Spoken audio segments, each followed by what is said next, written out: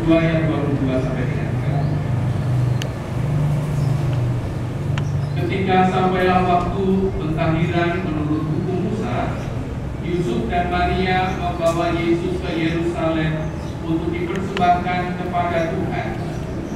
Sebab tersurat dalam hukum Tuhan, setiap anak laki-laki sulung harus dikuduskan bagi Allah. Mereka mempersembahkan kurban seperti dikatakan dalam hukum Tuhan, yaitu kurban satu burung terukur atau 2 ekor anak merpati. Ketika itu di Yerusalem ada seorang yang bernama Simeon. Dia orang benar dan saleh yang menantikan penghibur kaum Israel, dan Roh Kudus tinggal padanya. Roh Kudus telah menyatakan kepadanya bahwa ia tidak akan meninggal sebelum melihat Al-Masih. Atas dorongan Roh Kudus, ia datang ke Genesaret. Ketika kanak-kanak Yesus dibawa masuk oleh orang tuanya untuk melaksanakan yang diwajibkan oleh hukum Taurat, Simeon menerima anak itu dan menatangnya sambil memuliakan Allah, katanya, "Sekarang Tuhan, perkenankanlah hamba-Mu berpulang dalam damai sejahtera menurut sabda-Mu.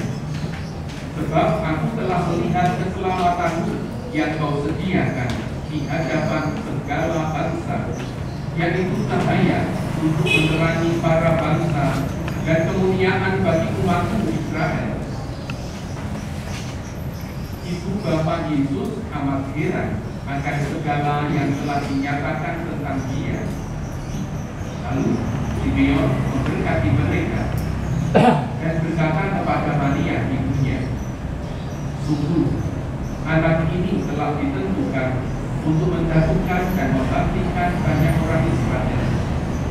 Ia menjadi suatu tanda yang akan dilawan, sehingga nyata isi hati banyak orang, dan hatimu sendiri akan teguh sebilah tegas."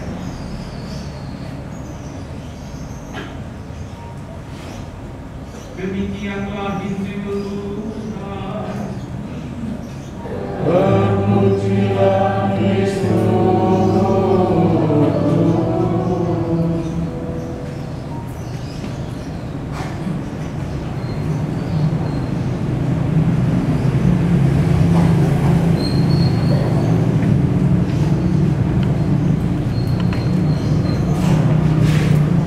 Perkenankan saya sangat memilih ini beliau dari lahir karena tugas di sana menjadi orang yang begitu jauh.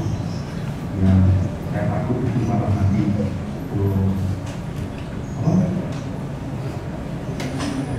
ketahanan masuk angin.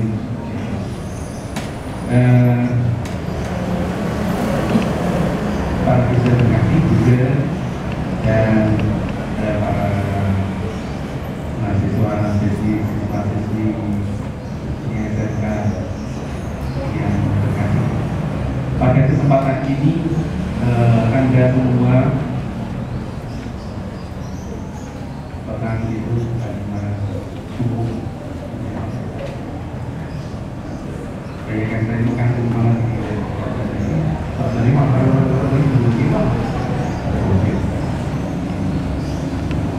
tapi saya minum minuman zat kimia sehingga tidak begitu berkeringat. Iya. Pada kesempatan ini saya ingin mengajak Anda untuk tadi melanjutkan pada awal tadi saya mengatakan perayaan Natal itu sebetulnya bukan sekedar perayaan sukacita. Ya, sukacita seperti kalau kita punya keponakan atau apa, seseorang punya anak, senang. Ya, ada bayi biasanya kan juga kalau kita tengok satu keluarga kecil ada bayi lahir dan kecil, biasanya nggak ada yang nangis ya, kecuali anak itu. Wah, biasanya mulai sudah sini pokoknya macam-macam jogetan ya, tapi jogetan yang tadi tidak ada. Nanti bocah ini terus itu yang diubah bengke menurut ya.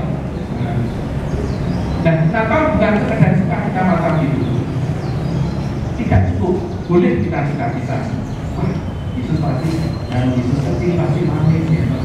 Ada tuh nyanyian-nyanyian itu yang intinya seperti lalu nyanyian-nyanyian yang menggambarkan kondisi saat kelahiran yang menurut Injil itu digambarkan dia di kandang lahir diletakkan di palungan, ya itu kan simbol sebetulnya nantinya Yesus memang harus menjadi anak domba yang harus berkorban, harus mati untuk menebus dosa kita. Itu sebenarnya sungguh semuanya simbol nantinya. Maka sebetulnya Natal tidak bisa dipisahkan dari seluruh karya Yesus dan yang akan memuncak pada akhir dunia. Nah, supaya Yesus bisa menjalankan tugas itu, maka perlu didampingi oleh siapa pasangan suami istri yang baik, Maria dan Yusuf. Nah, kalau kita bersyukur bersama selamat Natal, itu berarti kita yakin bahwa Natal itu menyelamatkan kalau kita memang mengikuti Dia. Dan caranya bagaimana? Apakah kita nantinya ikut-ikutan harus biasanya kita ulangi lagi, kita harus lahir kembali, lahir di palungan, lalu apakah itu? Apakah kita harus lalu keluar masuk kandang kambing itu? Tentu bukan itu. Semangat Yesus itulah yang harus kita ikuti. Dalam Injil Yohanes kita pasti pernah mendengar apa yang disebut-sebut sabda menjadi daging atau sabda menjadi manusia. Betul tidak? Artinya apa? Sabda Kristus yang memuat kebenaran, dan itu kebenaran, nilai-nilai kebenaran soal cinta kasih, keadilan, soal memperhatikan orang kecil, orang yang tersingkir, memperhatikan mereka yang nampak lemah, mereka yang menjadi korban pembangunan, ya toh, mungkin keluarga Anda yang ada yang menjadi korban-korban itu. Cinta macam itulah yang diajarkan oleh Kristus. Itulah inti dari sabda. Nah, tapi jangan sampai ini hanya dibiarkan menjadi firman atau sabda atau kata-kata saja, melainkan harus menjadi manusia. Artinya cinta kasih macam ini harus dipraktekkan dalam hidup kita sebagai manusia. Inilah Natal inkarnasi. Waduh, kita ngomongnya inkarnasi. Itu inkarnasi artinya apa toh? Nasi yang inkar. Itu inkarnasi itu karena itu daging tadi. Inkarnasi berarti menjadi daging, ya. Sabda yang menjadi daging itu kiranya bukan hanya soal misterinya Yesus, tetapi menjadi perjuangan kita. Bagaimana kita mewujudkan seluruh ajarannya dengan lahirnya Dia menjadi bayi, lalu makin besar menjadi sesama. Ini menunjukkan cinta Allah yang peduli kepada umatnya. Allah yang kita imani adalah Allah yang Maha Rahim, bukan hanya Allah yang suka menghukum. Allah mulai pelan-pelan hilang. Itu perjanjian lama memang, ya. Pernah toh diajari perjanjian lama itu kan ada 10 perintah Allah.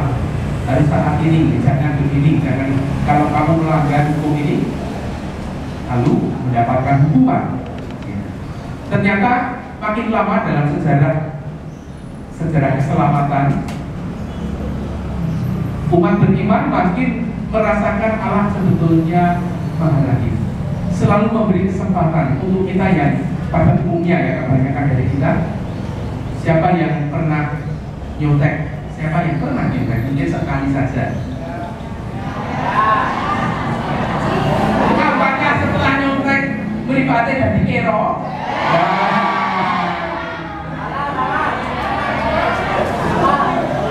Dan seringkali bangga kalau berhasil nyontek. Bangga karena apa? Bulir amro, hebat, cerdik caranya. Ya, itu memang keberhasilan keberhasilan roh lain yang bukan Roh Kudus itu ya menyusup dalam diri kita. Namun yang penting ini, saat kita nyontek, lalu kita pasti siapa yang sadar ketika setelah nyontek juga sadar bahwa wah, nyontek itu sebetulnya salah. Dan ada siapa yang sadar 7 hari nanti nyontek 7 hari, siapa yang sadar bahwa nyontek itu sebenarnya keliru. Oh, hanya 3 dari di antara 100 yang nyontek 7 hari, yang merasa salah itu hanya 3. Dan 97 orang, 7 hari yang merasa nyontek itu keliru.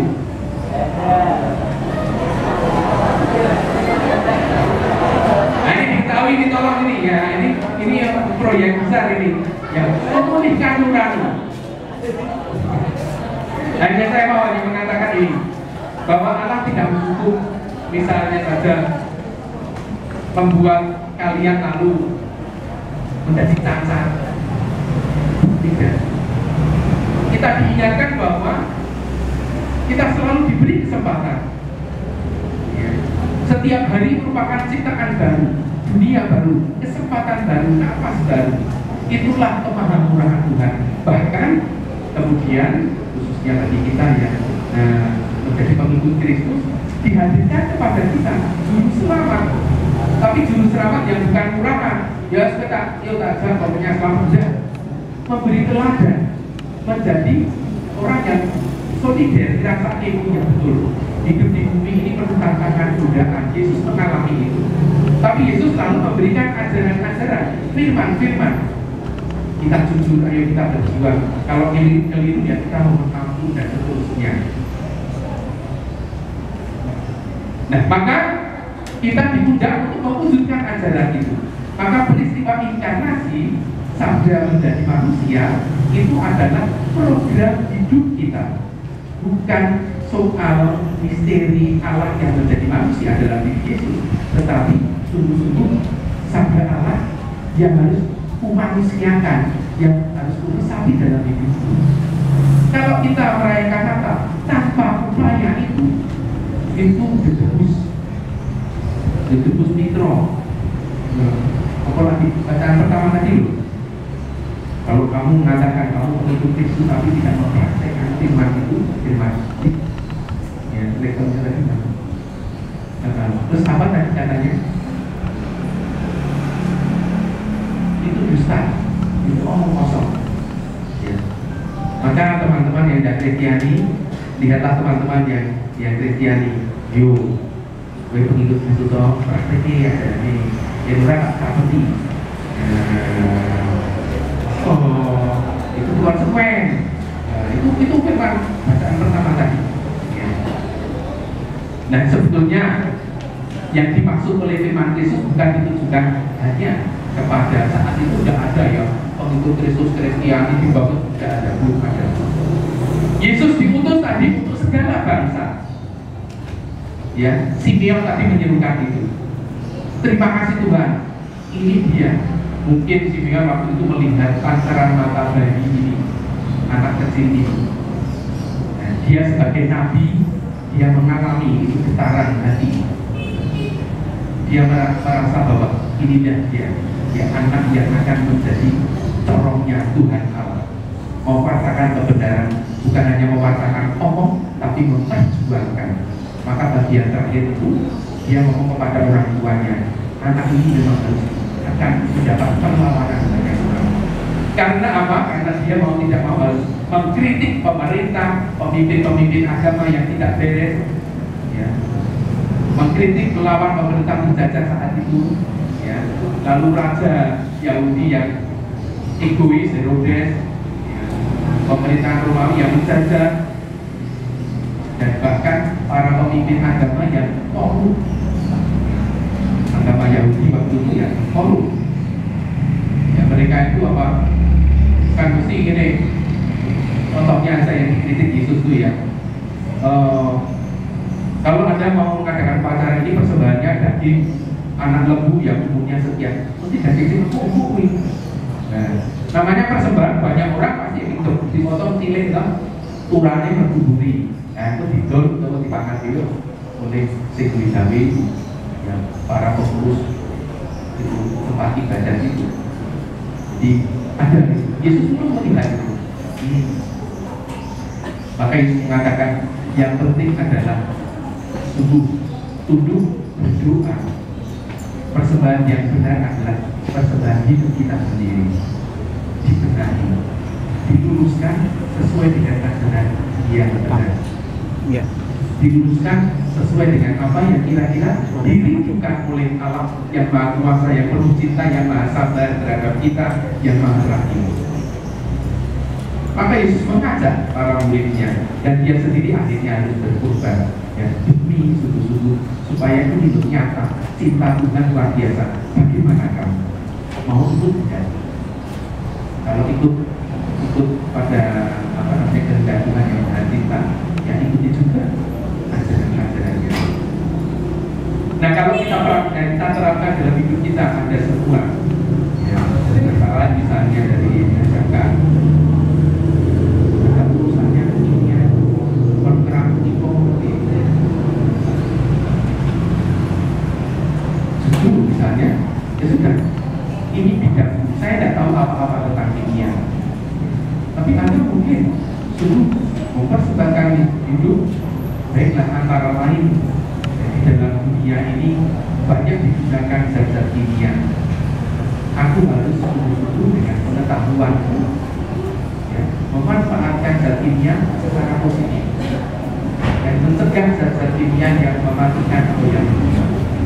Lalu terjun dalam aneka macam pekerjaan dengan sungguh, dengan motivasi tadi, demi hidup yang dulu diciptakan baik adanya. Ingat kisah penciptaan itu, maka itu diciptakan baik adanya. Jangan sampai yang alamiah itu kalah. Bagaimana adakah nanti tumbuh-tumbuh bahan kimia yang mendukung kehidupan lebih baik dan seterusnya. Banyak punya peluang bagi Anda untuk bisa meluruskan hidup, khususnya ya secara fisik, ya, dengan pengetahuan Anda. Mana bidang-bidang apa saja yang kita masuki, di mana aku mewartakan kabar gembira dan kebenaran lewat ini. Kalau rokok ya paling ya nasihat ya gini ya, mengarahkan secara moral dan sebagainya. Tapi kalau Anda jangan ngomong kasih adik-adik anak-anak kecil kan tahunya warna merah itu menarik ya toh. Nah, warna merah harus ditutup dulu lah. Itu jelas itu rasa seruannya karena kimia aja tahu bahwa warna merah itu materi. Ada lebih dari aneka mata minuman, makanan, apa ya, salah apa namanya yang memakai zat-zat kimia mana yang membahayakan, mana yang membahayakan, mana yang tidak. Anda bisa mematahkan kebenaran. Juga misalnya saja, barang-barang ini kimia itu agak asing bagi kurang-kurang kebanyakan.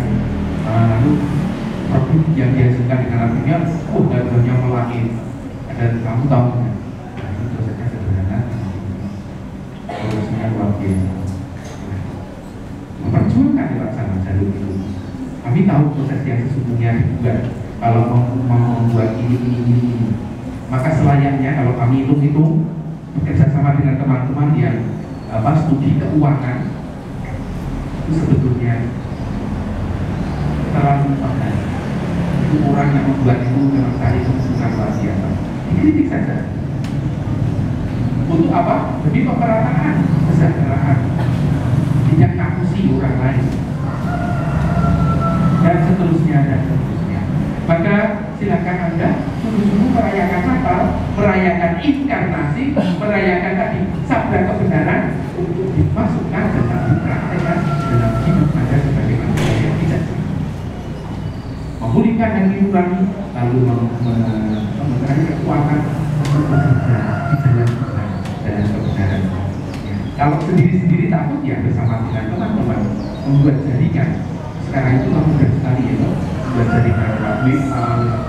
Wah teman, di sana ternyata ada orang yang nakal sekali. Ayo kita bersama-sama meluruskan cara kerja antara perusahaan cara dan seterusnya. Bagi generasi muda ada di muda itu.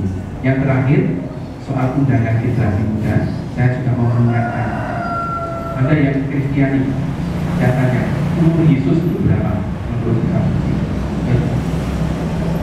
Sekitar berapa? 33 tahun, 30-an tahun. Jadi muda, jangan membayangkan Yesus jenggotan tua itu muda. Maka rekan-rekan kerjanya kiranya juga sebaya. Paling ya 30-an tahun, 20. Jadi lulus sekolah langsung jadi pengikutnya yang aktif. Aktivis yang berguna, yang dikehendaki oleh Tuhan adalah yang kaum muda ini. Jangan merasa, wah no, saya masih muda, nanti aja kalau sudah 50 tahun setelah bisa yang stres. Saya yang dosen-dosen itu pada dia membagikan ilmunya tapi tidak bisa susah, sangat aktif. Karena apa? Yang mewarnai dunia sekarang ini, yang mewarnai dan membentuk dunia, kehidupan dunia, ya anda-anda yang masih muda ini. Maka jangan takut untuk sungguh-sungguh tadi meluruskan nurani, lalu mempraktekkan hal-hal yang benar. Memang tantangannya besar. Kita harus siap melawan arus. Namun dalam kesatuan kita yang memperjuangkan kebenaran, dan saya yakin bukan hanya teman-teman Kristiani yang memperjuangkan kebenaran, banyak ya teman-teman kita Muslim, teman-teman Hindu, Buddha, banyak yang perjuangannya mirip, meluruskan cara hidup kurang yang kacau ini demi kedamaian dunia, demi sungguh-sungguh terbentuknya kembali kehidupan bersama dunia yang memang diciptakan oleh Allah. Maka di akhir perayaan Natal ini bukan sekedar selamat Natal, tapi selamat berjuang. Selamat berjuang sungguh-sungguh sudah memperkasihkan di dalam hidup kaum muda. Ya, waktu semaput kaum muda, waktu.